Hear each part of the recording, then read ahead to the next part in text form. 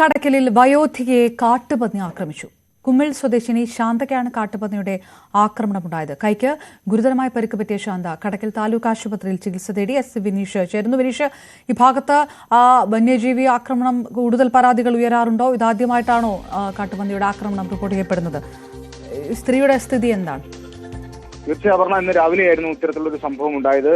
നമുക്ക് എടുത്തു പറയേണ്ടത് ജില്ലയുടെ വിവിധ ഭാഗങ്ങളിലായിട്ട് തന്നെ ഇത്തരം ഈ കാട്ടുപന്നിയുടെ ആക്രമണം വലിയ രീതിയിൽ വർദ്ധിച്ചു വരുന്ന സാഹചര്യമാണ്. നിരവധി കേസുകളാണ് ഇതുമായി ബന്ധപ്പെട്ട് ആശുപത്രിയിൽ ചികിത്സയിലൊക്കെ കഴിയുന്നത്. ഇതിപ്പോൾ ഒരു വയോധികയ്ക്കാണ് ഈ കാട്ടുപന്നിയുടെ ആക്രമണം ഏറ്റത്. 62 വയസ്സുള്ള ശാന്തയാണ്. ഇവർ വീട്ടുമുറ്റത്ത് തുണി അലക്കി നിൽക്കുന്ന സമയത്ത് ഇവിടെ കൂടിയെത്തിയ കാട്ടുപന്നി ഇവരെ ആക്രമിച്ചത്. ഇവരുടെ കൈക്ക് ഗുരുതരമായിട്ട് പരിക്കാണ് ഏറ്റത്. നിലവിൽ അവിടെ കൃഷി ഉൾപ്പെടെ നശിപ്പിക്കുന്ന ഒരു സാഹചര്യമുണ്ട് എന്ന് പറയുന്നുണ്ട്. എന്തായാലും ഈ പകൽ സമയത്ത് ഇത്തരത്തിലുള്ള ഒരു ആക്രമണം വലിയ രീതിയിലുള്ള രീതിയിലേക്കാണ് എത്തിയിരിക്കുന്നത്. കാരണം രാത്രികാലങ്ങളാണ് അധികവും കൃഷി നശിപ്പിക്കാനുമായിട്ടൊക്കെ കാട്ടുപന്നികൾ നാട്ടുപ്രദേശങ്ങളിൽ ഇറങ്ങാറുണ്ട്. പകൽ സമയത്ത് ഉണ്ടായ ഈ ആക്രമണം വലിയ അതീവ ഗൗരവത്തോടെ തന്നെയാണ് കാണുന്നത്. എന്തായാലും ഇവർ ഇപ്പോൾ ചികിത്സയിൽ കഴിയുന്ന ഒരു സാഹചര്യമാണ് ഉള്ളത്. ഇപ്പോൾ തിരുവനന്തപുരം മെഡിക്കൽ കോളേജിലേക്ക് ഇവരെ മാറ്റി എന്നാണ് ഇപ്പോൾ അറിയാൻ ഏറ്റവും പുതിയ വിവരം.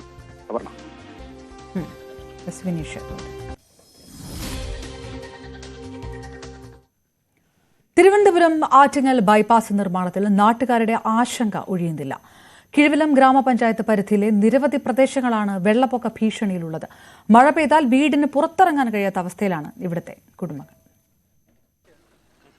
ആറ്റിങ്ങൽ ബൈപ്പാസ് കടന്നു പോകുന്ന കിഴുവിലം ഗ്രാമപഞ്ചായത്തിലെ 5-ാം വാർഡിലാണ് വീടുകളിലും പുരയിടങ്ങളിലും വെള്ളക്കെട്ട് ഭീഷണി നിലനിൽക്കുന്നത്. മഴ പെയ്താൽ വീടിന് പുറത്തിറങ്ങാൻ കഴിയാത്ത അവസ്ഥയിലാണ് ഇവിടുത്തെ കുടുംബങ്ങൾ. ബൈപ്പാസ് നിർമ്മാണത്തിനായി പ്രദേശത്തെ നീർച്ചാലുകൾ മൂടിയതും അശാസ്ത്രീയ ഓട നിർമ്മാണവുമാണ് വെള്ളക്കെട്ടിന് കാരണമെന്ന് നാട്ടുകാർ പറയുന്നു. ചെറിയ മഴ പെയ്താൽ പോലും വീടിന് പുറത്തിറങ്ങാൻ കഴിയാത്ത അവസ്ഥയിലാണ് പല കുടുംബങ്ങളും. കാലവർഷം എത്തുന്നതോടെ സ്ഥിതി രൂക്ഷമാകും. ഒഴുകിപ്പോകാൻ മാർഗമില്ലാത്തതിനാൽ മഴവെള്ളം മാസങ്ങളോളം പുരയിടങ്ങളിൽ കെട്ടിനിൽക്കും. ഇതിൽ കൊതുകുകൾ മുട്ടയിട്ട് പെരുകുന്നത് രോഗങ്ങൾക്കിടയാക്കും. ദേശീയപാത നിർമ്മാണത്തിനായി വീടിനോട് ചേർന്ന് ഭൂമി വിട്ടു നൽകിയ പലർക്കും ഇപ്പോൾ വീട്ടിൽ കയറാൻ വഴിയില്ലാത്ത അവസ്ഥയാണ്. ഈ റോഡ് വന്നതിൻ്റെ പേരിൽ നമുക്ക് ഒരുപാട് ബുദ്ധിമുട്ടുകളുണ്ട്. പക്ഷേ നമ്മളാരും ഈ വികസനത്തിന് എതിരൊന്നുമല്ല. റോഡ് വന്നാൽ നല്ലത് തന്നെ. നമുക്ക് ഒരുപാട് കളിസ്ഥലങ്ങളൊക്കെ ഉണ്ടായിരുന്നു, അതെല്ലാം നശിച്ചു പോയി. അത് കുഴപ്പമില്ല. പക്ഷേ ജനങ്ങളെ ബുദ്ധിമുട്ടിച്ചുകൊണ്ടുള്ള ഒരു വികസനമാണ് ഇപ്പോൾ ഇവിടെ നടക്കുന്നത്. കാരണം അവിടെ നിന്ന് കുളത്തിൽ നിന്ന് ഒരുപാട് തോടുകൾ ഇങ്ങോട്ട് വന്ന് ഈ ബൈപ്പാസ് റോഡ് പാസ് ചെയ്ത് പോകണ്ടായിരുന്നു ഇപ്പുറത്തോട്ട്. ഇപ്പം അതെല്ലാം അടച്ച് ഇപ്പോൾ ഒരു ചെറിയ മഴ പെയ്യുമ്പോൾ തന്നെ അവിടെ അപ്പുറത്തെ സൈഡ് ഇപ്പുറത്തെ സൈഡ് 2 സൈഡ് ഫുള്ള് വെള്ളമാവുകയാണ്. പഞ്ചായത്ത് റോഡുകൾ പലതും വെട്ടിമുറിക്കപ്പെട്ടതോടെ ഈ ഭാഗങ്ങളിലെ വാട്ടർ സപ്ലൈ ലൈനുകളും നഷ്ടമായി. ഇതും പല കുടുംബങ്ങൾക്കും ബുദ്ധിമുട്ടാകുന്നുണ്ട്. പലവട്ടം നാട്ടുകാർ പരാതി നൽകിയെങ്കിലും റോഡ് നിർമ്മാണം പൂർത്തിയായ ശേഷം ഇക്കാര്യങ്ങൾ പരിശോധിക്കാമെന്ന നിലപാടിലാണ് അധികൃതർ. റോഡ് നിർമ്മാണം പൂർത്തിയാക്കി കരാറുകാർ മടങ്ങിയാൽ നാടിന്റെ ദുരിതം ഇതേപടി നിലനിൽക്കുമെന്ന ആശങ്കയിലാണ് നാട്ടുകാർ. ന്യൂസ് 18 ആറ്റിങ്ങൽ. എടവണ്ണ കൊയിലാണ്ടി സംസ്ഥാന പാത താഴ്ന്നുപോയെന്ന പരാതി ക്വാളിറ്റി കൺട്രോൾ വിഭാഗം പരിശോധന നടത്തി. പരിശോധനാ റിപ്പോർട്ട് ഉടൻ പൊതുമരാമത്ത് വകുപ്പ് മന്ത്രിക്ക് നൽകുമെന്ന് ഉദ്യോഗസ്ഥർ പറഞ്ഞു. 1 വർഷം മുമ്പ് നവീകരിച്ച എടവണ്ണ കൊയിലാണ്ടി സംസ്ഥാന പാതയുടെ ഒരു വശമാണ് താഴ്ന്നുപോയത്. ഇതിൽ പൊതുമരാമത്ത് വകുപ്പ് മന്ത്രി PA മുഹമ്മദ് റിയാസിന് താമരശ്ശേരി സ്വദേശി മജീദ് പരാതി നൽകിയിരുന്നു.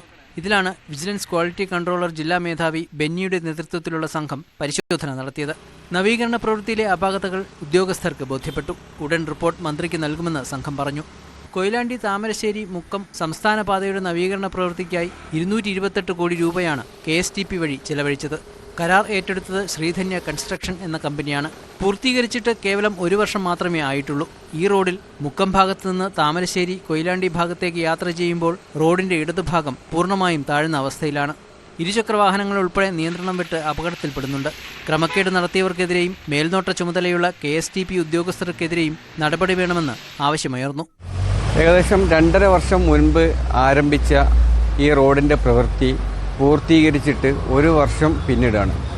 ഈ 1 വർഷം പിന്നിടുന്ന സമയത്ത് തന്നെ ഈ മുക്കം മുതൽ കൊയിലാണ്ടി വരെയുള്ള റോഡിൻ്റെ ഇടതുഭാഗം, അതായത് വാഹനങ്ങൾ ടിപ്പർ ലോറികളടക്കമുള്ള ഭാരം കയറ്റിയ വാഹനങ്ങളുടെ ടയർ പതിയുന്ന ഭാഗം ഒരു ചാല് പോലെ താഴ്ന്നു പോയിരിക്കുകയാണ്.